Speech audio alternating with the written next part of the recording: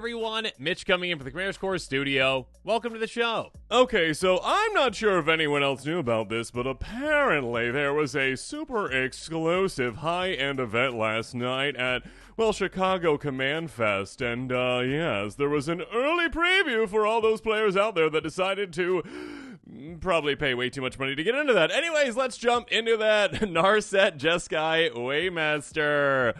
Wizards, my goodness, you are just very, very, very, very greedy when it comes to money, aren't you? With miscellaneous events like that.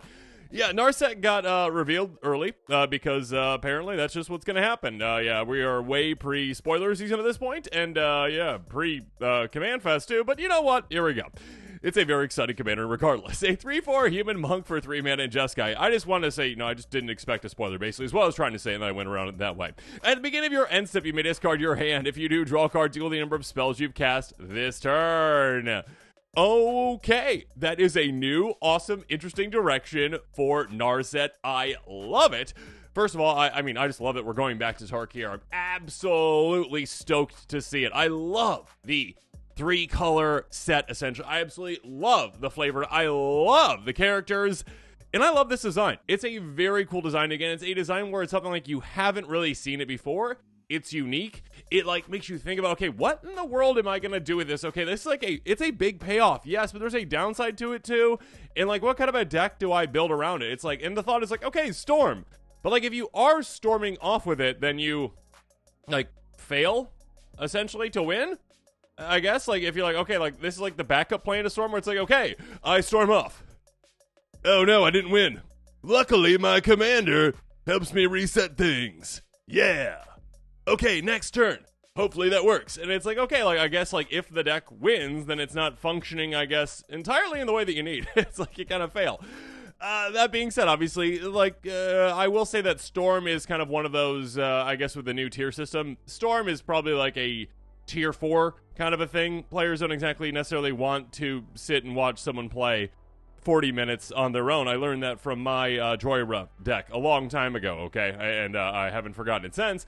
But yes, basically, and a Storm deck can be great with this, obviously, because you're casting a ton of spells, and all of a sudden, you are utilizing your commander in a, safety function, I guess, versus more so a help me win the game kind of function. So, it's kind of an interesting tactic for that. Not necessarily what you have to go with, though, obviously. this can just be a good, I used up all the cards in my hand, miscellaneously. Yeah, cool, why not? I'll just, utilize this to draw a couple cards. It doesn't have to be a ton of cards. But of course, it can be a ton of cards if you're building the deck correctly with a lot of maybe cost reducers to it, which is kind of what I would probably focus on. Some cost reducers, some repeatable effects, some different types of, kinds of cards that actually give you value on the next turn potentially. So you can actually cast a good amount of spells on that turn, not necessarily just storming off, but getting a lot of value out of those, getting value out of the discards, getting out of the value of the draw. Yeah, it's a very cool, interesting design for a commander. Let's jump into my quick take on to see what kinds of cards that I'd be considering for this one. So, first up when it came to, cards that I was considering, one of the very first ones I thought of was Bag of Holding, an artifact for 1 whenever you discard a card, exile that card from your graveyard. You can also pay 2 to tap and basically loot, and then you can pay 4 in tap and actually, sacrifice it to bring all those exile cards back, which is what the function of this card would be for this commander. Basically, you are storing up those cards that you are losing out on, and you say, you know what, on a future turn, I will get all of those back. So it's a way to kind of just store them separately, get them back. That is a good way to utilize this commander, obviously, when it comes to not losing out on all that value potentially. Currency Converter, another way to get value out of the cards you are discarding. Whenever you discard a card, you can exile from your graveyard, pay 2 tap, loot, basically the exact same thing in a way as the first card I just talked about. That being said, tap on a card, exile with it in your graveyard. If it's a land card, make a treasure. If it's a non-land, make a 2/2. So again, you are making value over time. If you need treasures, great. That can add to future turns where you can cast more spells, obviously. If you need an army, you can make an army as well. It is only 1 per turn kind of thing, unless you've got on tap effects, but keep that in mind. Thought Vessel is another kind of card to consider because, again, Narset is giving you, again, let's say you cast plus 7 spells. You cast 8 spells or 9, or you have a way to maybe double those up. We'll talk about here in a bit. But still, if you drew more than 7 cards, no extra hand size can make it so that you are actually, holding on to that hand. So, you're not losing out on the hand because you still would have to discard cards after that. That being said, you've got a massive hand. You're fine, most likely. Cloud Key. Okay, again, I talked about cost reducers, the other artifact that helps out with that. As it enters the battlefield, choose artifact, creature, enchantment, instant, or sorcery, depending on kind of what your build is. Again, if I was doing like, Artifact Storm, that could be a way to go about this commander, obviously, because it could be a good way to really take advantage of it, because there's a lot of different cost reducers for that. Or again, Spellslinger could do that too. Spells you cast, chosen type cost 1 to cast. If it's like a typical Storm deck, it's probably more so like instant sorceries, probably instants. So yeah, do take care of that. Monument to Endurance, though, the last artifact I'm going to be covering, a major new card. Yeah, it's huge, and it's great for this commander. Artifact for 3. For discard a card, choose one that has been chosen this turn. Draw, treasure, each opponent loses 3 life. Again, if you're discarding 3 or more cards with your commander, you are getting all 3 of those. And that is a lot of value to be had. Again, replacing one of those cards, so you're just getting an extra card. It's kind of like you cast an extra spell that turn. Create treasure token, again, giving you an extra mana to cast even more spells next turn, and just draining your opponents who doesn't want to do that. When it comes to creatures, though, let's talk about Gobble Electromancer. Very simple, very effective. Again, when it comes to cost reducers, it's hard to beat, just like the, not OG, but one of the very first ones I would think of, when it comes to instant sorceries. Get it down early, save a lot of mana instant sorceries. Again, if you're building in that kind of direction for the deck, it lets you cast a lot of spells in a turn, especially if you've got, like the spell slinger, like ritual kind of stormy kind of build. Essentially, that would be it. Bibblefit the Lost, though, this is another interesting one. Ward 2, look at top card of your library. Anytime the top card of your library has plot, the plot cost equal to its mana cost. You may plot non-land cards to the top of your library. This is kind of like Future Sight, but for plotting, which is really cool. And it's very good with this type of commander, because plot works very well with this commander, because this commander, again, can rely on you casting a lot of spells in a turn. You can store up those spells where you're like, okay, on this turn, I will just choose to store up those spells, plot at the top of my library, get those cards ready to go in exile, and I cast them for free on a future turn. And then on a future turn, then I go, okay, cast those spells for free, cast a couple other spells from my hand, and I get a big benefit. I don't have to discard my hand at the end of the turn every single time to get value to this commander. I just have to have those big, flashy turns to do so. Foundry Inspector, again, when it comes to, Artifact Storm, yes, these types of cards that reduce cost of your artifacts can be absolutely massive. I mean, just think about, okay, getting a card like this into play, getting maybe another one like Ethereum Sculptor in play, all of a sudden your artifact costs 2 less to cast, you draw probably a bunch of cards, on a turn with your commander, obviously, and then your next turn, you're like, oh, okay, I drew a bunch of mana rocks, great. Drop all those into play, cast even more things. Oh, I just, cast 8 spells in a turn or whatever I did.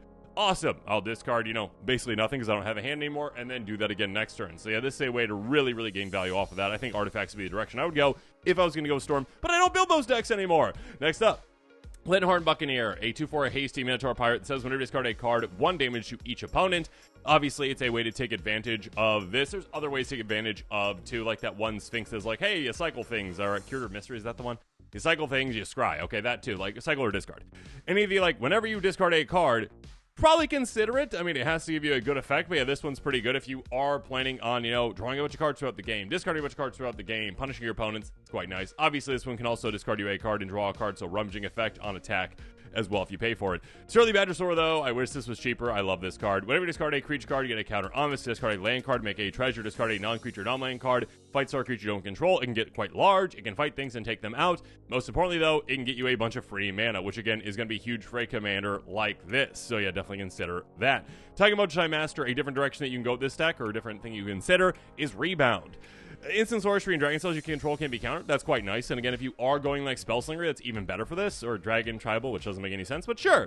Whenever you casted sorcery spell from your hand, if Taigam attacked this turn, that spell gains Rebound. So obviously, that's kind of a risky maneuver to go with this creature. If you have got ways to get through, or if it's early on in the game, or if just you could make a deal with an opponent, or if you've got a threatening enough kind of presence where you're like, okay, I've got some spells to deal with your stuff. If you try to block, I'm going to take out whatever you take out. So I've got Swords Plowshares, just don't block, okay? It's 3 damage, or block with something that doesn't take it out, okay? Basically, this actually gives you Rebound for your spells again, which means you exile spells it resolves. At the beginning of your next upkeep, you can cast the card for free. So, again, it's like a way to, I get value out of those spells now, but also next turn, I get to cast them again, which adds my storm count in the next turn as well.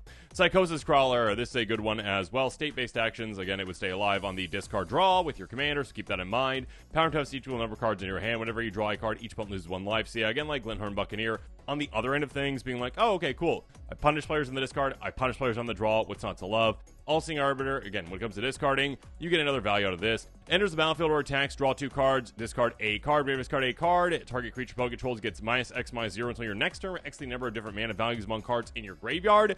That can be a great effect where, hey, this is repeatable. I mean, card advantage number 1, which is fantastic, and card selection. And on all that discard that you have, you can shut down certain opponents' creatures, and that's just a great free effect for you essentially once it's in play.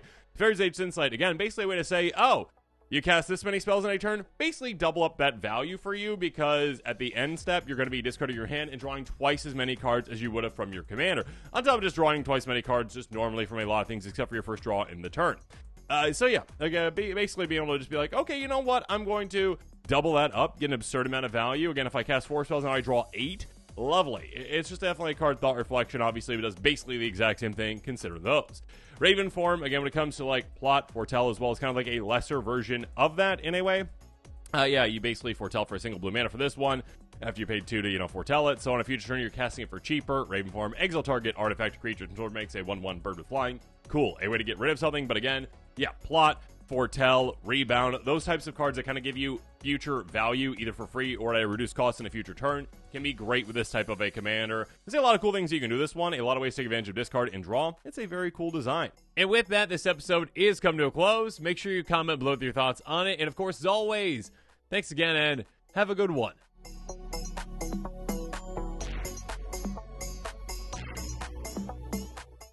This show and episodes like this one are possible thanks to viewers like you. If you're looking for an easy way to help support this show, make sure that you like, share, and subscribe. Also, hit that bell notification icon so you don't miss any new episodes. You can also go check out our playmats and other merchandise at thecommandersquarters.com. Another easy way to support this show is with our TCG Player affiliate links. So whether you're buying a deck or individual cards, you can use this general link right here or one in the description. And the final way that you can support this show is by supporting us directly by becoming a patron. There are many benefits to being a patron, and I truly couldn't do this without all their support.